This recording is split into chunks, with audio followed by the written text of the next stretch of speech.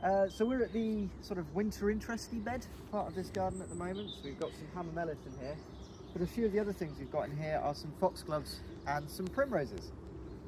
When they're juvenile plants, it's quite hard to tell them apart. So when you're weeding, we thought we'd just do a quick ident on their leaves.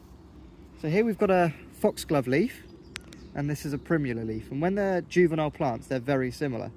The key defining things in my eyes are on a foxglove leaf, the entire leaf is covered with a very fine layer of silver hairs. I don't know if you can see that on video. But the primula leaf is not hairy on the top, but underneath it is. The other factors is, as you can see, the primula leaf is a slightly more contorted edge than the foxglove leaf, but again, that's a very inaccurate way of telling them apart. And the final way that I was always taught to tell them apart is if you look at the vein structure on the underside of the leaf.